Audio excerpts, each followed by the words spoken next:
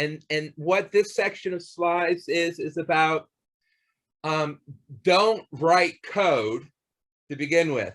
Write a loop invariant to begin with, and then have the loop invariant design your code for you. All right. So I, your boss, give you the precondition is that I is an integer, and I give you, oh, see, that shouldn't have, see, I was just making those slides. This shouldn't have come out yet, right? But what's our post condition? Our post condition is that we have the sum of all these I objects, right? So what do we want our loop invariant to be? Here I've added a discussion about it, right?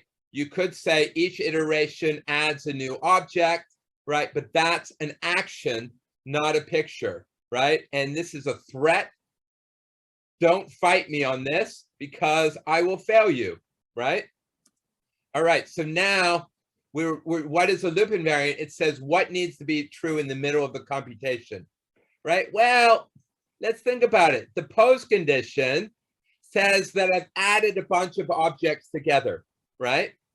And so what do I want in the middle of computation? Well, I've added some of them together, right? And it's going to be a prefix. I might as well do them in order. So it tells me I've added a prefix of them together. All right, so now we want to think about what our data structure is going to be. Well, I could use I to denote the index of the next object to add in, right? I'm at the top of the loop. I'm about to add in I. So that would tell me that I've already added I minus one of them, right? If I'm about to add I. Then what would my loop invariant be? Well, it would be that I've added the first I minus one of them together, right? Does that make sense? Now, another option is I could have I denote the number that I've added together, right? So then my loop invariant would be that I've added together the first I objects, right? And in that case, the next object to add in would be the I plus first, right? Now, you might ask, which of these should you do on a test? And I will say, I do not care what you do, this one or this one. I call it a matter of aesthetics, right? You want I to be, well, it could be what you've done so far. It could be the one to add in next, right? It's a matter of aesthetics. Now, why did I do this one? I did this one. Right? Why did I do this one? Because I was focused on making the loop invariant pretty, right? And you'll notice the code then gets a little ugly because you're adding in the I plus first, right? It would be perfectly reasonable to come over in here and say, I want my code to be pretty. I want to add in the ith object, right? And then that would mean I've done I minus one so far, right? Does it matter? No. Right here now, what am I saying? Which one of you does which loop invariant you write down here will change everything. It will change the code. It will change the right. But all that matters is that it's consistent. And you might say to yourself, why should I write down this loop invariant or that loop invariant if it doesn't matter? Well, what matters is that you're consistent. What does that mean? Is when you're establishing the loop invariant, when you're maintaining the loop invariant, when you're getting the post condition from the loop invariant, and all three of those, you need the same loop invariant. So I don't care which loop invariant you have, as long as it's the same, right? All right. So now you might say, well, why did I have a little s and a little I? Well, it's because I like to have notation that everybody understands. Right? And capital I is the input. Capital S is the output. S and I are my current data structure, right? When I say, what's my internal data structure? Well, remember I and S are, well, I is not going to change and S is going to happen until the end. And my internal data structure will be I and S, little I and S, right? And what does the loop invariant do? It tells me a relationship between I and S. It tells me a relationship between my data structure items, right? Does that make sense? Now you might say, well, you might be tempted to think about what range I has, right? Does it start at 0? Does it start at 1? Does it end at one of these things, right? You might worry about it. And that's when I realized that it was 5.2 and I stopped making slides, all right? But let me just tell you what the new slides would be is here I'm trying to say, don't think about that right now, all right? Right now, our task is jumping into the middle of the code, middle of the computation, and having our loop invariant and focused on maintaining the loop invariant. And the reason, and we don't want to worry about how we start or how we end right now, right? If you want a concrete value of I, well, let I be 5, right? It doesn't matter. It's somewhere in the middle. It's not the nuances at the beginning. It's not the nuances at the end, all right? And why? Professor, sorry to cut you off. I just have a question. What's the difference between the capital S and the small s? All right, let me finish my sentence. Okay. Why do I tell you not to worry about the beginning or the end? It's because you will have to worry about it at some point, but if you worry about the entire computation at once, you will crash, you'll panic and you'll crash and you'll burn and you'll drown and fail the course, right? So the emphasis, what I'm trying to emphasize is be a Buddhist and clear your mind of all the worries of the world, and then just worry about one worry at a time, right? Remember, Patrick was last class, he even started to panic because he was worried about too many things at the same time, right? So I'm saying we're not going to worry about this right now. We will worry about it later. All right, so now somebody asked the difference between capital S and little s. Well, capital I is our input value, and little I is changing through our loop. And right now, see here, look at how I changed the loop invariant here. Capital I is bigger than little I, right? So here I've sum up to capital I is a longer sum than summing up to a little I. And so those are the difference between capital I and little I. And then capital S will be the sum up to capital I, and little s is the sum up to little I. And little s is our ongoing data structure, right? And capital S is reserved to use for the output,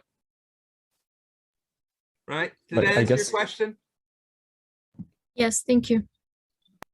In English, would that kind of be saying like the loop invariant is that at every iteration of our loop, we've calculated like the partial sum up to a certain point?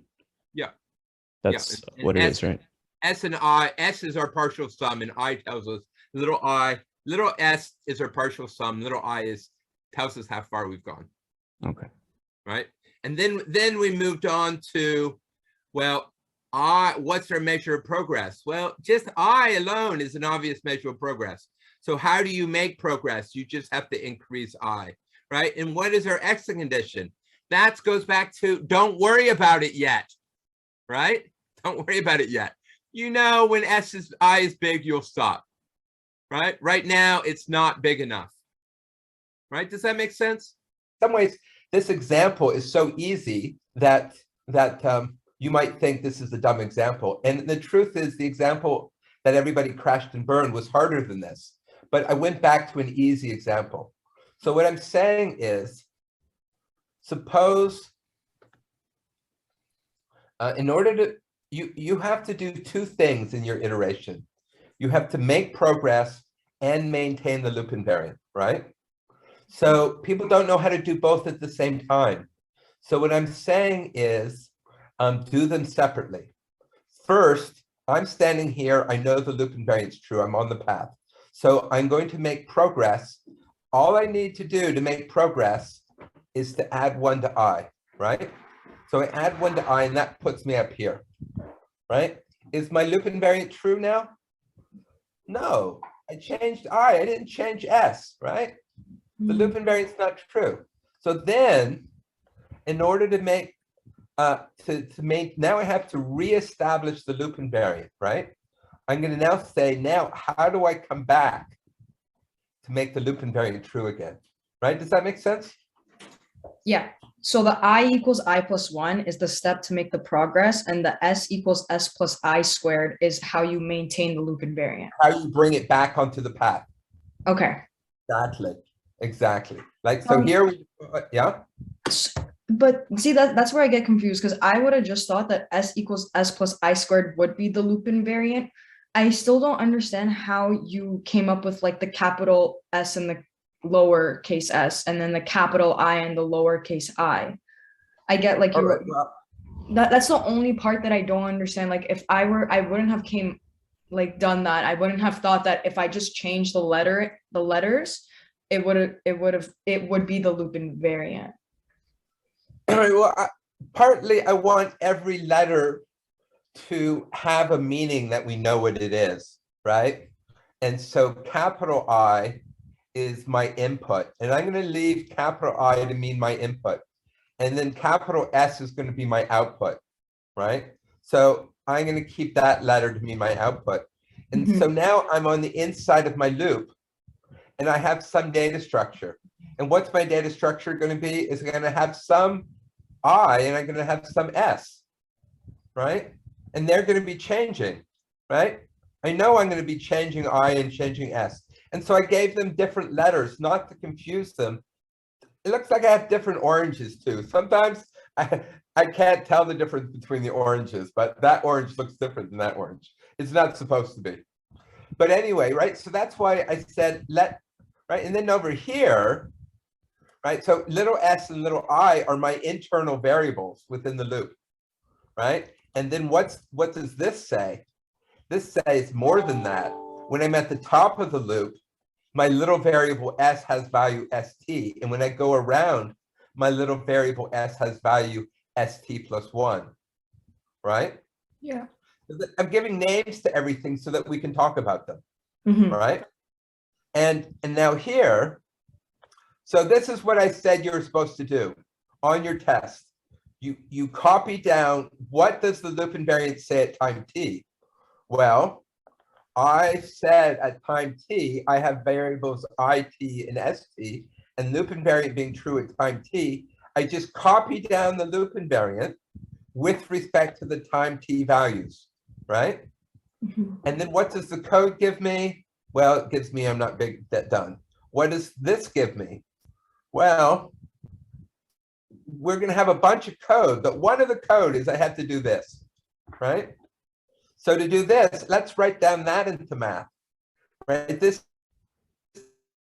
tells me my new value of I compared to my old value of I, right? And then now, why are we doing all this? Is because we don't know what the code is yet. How can you prove code works when you don't even know what the code is, right? So I say, even if you're on an hour-and-a-half test, don't write up your solution in order. Somewhere above this, you're going to be telling me what your code is, but you don't know what your code is yet. So come down here and start proving your code works, right? We're going to start proving our code works here before we know what the code is, right? So we wrote these things down and we got stuck, right? So now let's start at this end and go backwards. What do we need to be true? What we need to be true is that the new value of s is the summed up to the new value of I squared, right? So this is what we want. This is what we have, right? So now we're going to do a little hand waving in between, right? So we're going to observe, oh, look at, this is what we want. And it seems pretty natural to, and this is what we have, right? What we have, what we want to do is make what we have look like what we want, right? And what we have is the sum up to I, up to this it. So this looks like we can break it into these two pieces, right? Now this sum up to here by this definition is ST, right? So now this is a proof. Only thing we're missing is what do we need? We need this to be true, right? No one's, we've proven already this equals, we've done this equals, right? Because this up here gives us that equals. How do I get that equals right there? Well, I haven't defined my new value of S yet. Let's now go in and say, what do I want my code to do? I want my code to make my new value of S be my old value of S plus the new value of I squared, right? I write this in here because that's what I need to prove it, right? Does that make sense? All right, so now look at, we finished the proof. Now, after we haven't even come up with this code yet, right? We came up with the math version of the code. Now we have to take the math version of the code and translate it into actual code, right? So how do we translate it into actual code, right? Now we translate the math into code. Well, does this do the trick? Yeah, does do the trick, yeah. Everybody says it does the trick? Yes, Come on, 'cause- guys. Didn't you watch the video? yes, Mhm. we did, yeah. So yeah, we can see it does the trick. Because we're adding the, It doesn't do add- the trick. yeah, Why? we're Because add, at the top of the loop, S is summed up to my current value of I. So do I want to add on my current value of I to S? No. I need to add on the new value of I to S, right? This is adding the old value of I to S, right? So this is why you need a loop invariant, because if I knew the loop invariant was told me that S is summed up to I, then what do I need to add on next? I need to add I plus 1 on next, right? So this code doesn't add on I plus 1 next, it adds on I next. So that's wrong. How do you fix it? That's one way to fix it. Then we can do the next steps, right? We can say, now we say, hey, TA, I'm doing this one. And why do you want to write it so bold, what you're doing?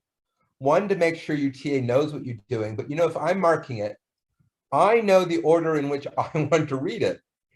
You don't know the order I'm going to read it. So you tell me where you do each step, and I'm going to zoom in to the step that I care about, right? So here's the post condition. You tell me, you write this down. This is what I have to, what I'm going to do next, right? So let's write it down.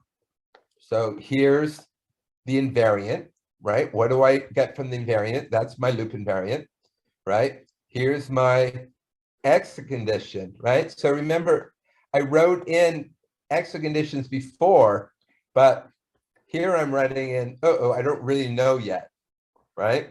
Maybe I should go back and write, I don't really know yet on those previous things so that Patrick won't get upset about it, right? So here I'm saying I don't know. All right, so now what's my code do? Well, I don't know the code yet really either, right? So let's come up to the post condition. What's the post condition? My post condition is that capital S needs to be summed up to little I. Capital I, right? And so I compare these. I say, what do we need? Well, clearly I need capital S, you know, I need these to be the same, right? So I need little s and capital S to be the same, and I need little I and capital I to be the same, and then we're done. Right? Then we're, well, little I is our measure of progress. So when do you exit? You exit when you've made enough progress. So let's exit when little I equals capital I. Right? And what is capital S? Capital S is our output. So we have to have our math say that little s equals capital S, right? This is the code after the loop, right? It's going to tell us that math. So everybody agree that it follows that from this, I get this, right? Everybody see we just write down some obvious things, right? And so now, again, we have math and we need to produce this math into code, right? So everybody see what the exit condition is pretty straightforward. What's my code after the loop? How did you figure out the exit condition again? Sorry, I missed that. Well, I was here. Yeah. This is my loop invariant. This is my post condition. And I somehow, from this, I need this. What things would be true? What things do I need to be true for this to be this, to give me this? I just say, hey, what happens if I knew that? What happens if I knew those two things? Oh, okay. Right? If Yeah. I knew those two things, I would be done, right? Yeah. All right. So one of them is our measure of progress. So let's make that our exit condition, right? And one of them is producing our output, right? So let's make that to be your code after our loop, right? I mean, it sort of makes sense. When are you done? My loop invariant says I've summed up the little I. What do I need to do? I need to sum up the capital I. Every time little I gets bigger, so it's getting closer to capital I. When will I be done? Well, when I've summed up the capital I, will I be done? But I've summed up the little I. So if little I was capital I would be done, right? So now I have these math things and I need to turn them into code. Right? Everybody good? Yeah. Una. Hey, that's that. Surely you don't say that. How do you say your name? My name? Doesn't start with an X, eh? Oh. Anyway, how do I turn math into code? Anybody want to tell me what? Right. So here's our loop invariant, right? It's the code that happens right here after the loop, right? From the loop invariant and the exit condition, I need to get the post condition. What code should I put there? S equals capital S equals lowercase s. Yeah, so you turn it around. Why did you turn it around? Sorry, in a code- aren't we returning uppercase? Like, sorry, isn't the post condition saying that uppercase S needs to be the total sum? Yeah, for sure. I'm just messing with you, buddy. Oh, okay. Right. So here's I could put that in there, right? But no. What code makes this? Code makes the I equal I true? The Right? exit condition. It's the X condition that makes it true, right?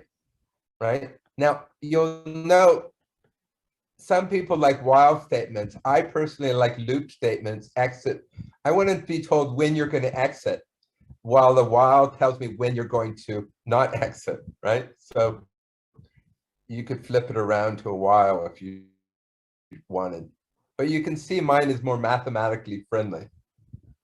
All right, so now, I keep having to move your faces. Your faces get on top of my screen. All right, so right, so say, this, right? So this is just saying equals, not equals is a little scary for me. The reason it's scary is because, right, maybe I skip it, right?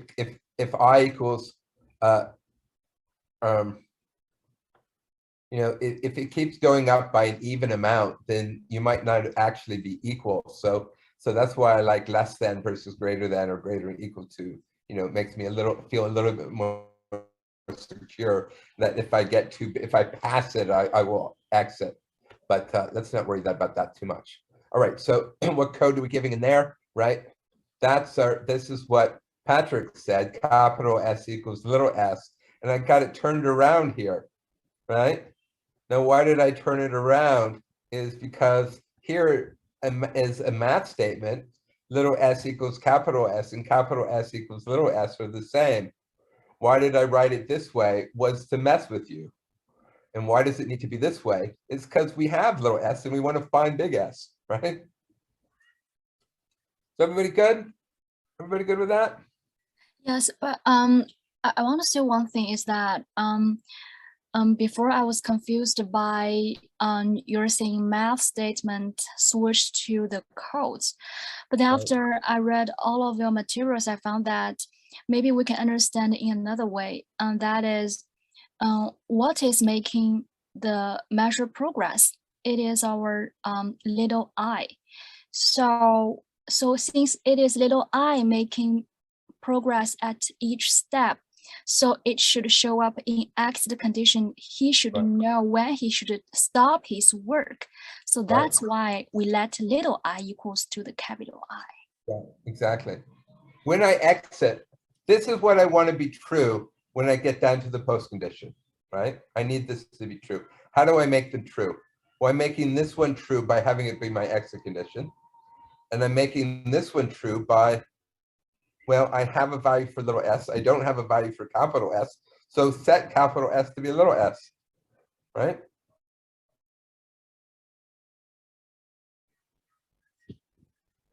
I didn't understand what you didn't understand. It sounded to me like you understand everything.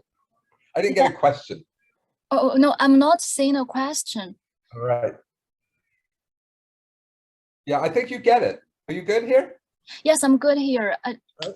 Because in your video, someone else said that he's confused by the math statement and the Right. code switch. Right, exactly. And Patrick wasn't confused, right? Patrick knew to switch it, right? And why did I put it in there? I put it in to confuse people, right? So that there might be a little, I wanted to show you a difference. I wanted my math statement and my code statement to be different so that you appreciated that what I'm doing work here, turning math into code. There is some work, and the work is you have to switch it, right? Because this is a Boolean statement, right? This is a very different, this is a Boolean thing that says these two boxes have the same value. And this is code, which takes the objects, right? And I wanted everybody to appreciate. I wanted to draw attention to the fact that this and this are different objects, right? I see. The way I drew the attention to it is I switched it, right? So that it wouldn't just fly over you quickly. All right, so now we have to do this bit, right? So how do we do it? Well, sometimes people get nervous at the beginning. If I is 1, then clearly S is 1, right? I is 2, and then it's 5, right? That's pretty straightforward. If I is 0, if we have 0 elephants in the room, are they all pink, right? What does S need to be? 0. 0. 0. S needs to be 0 because we've gotten some up to, right? That's a 0. And partly the reason I know it's 0 is because how do I get from 1 to 5 is I add on 2 squared. How do I get from this number to this number? So I add on 1 squared, right? And this is 1, so that better be 0, right? So what's my initial code? There's code, right? And we're done.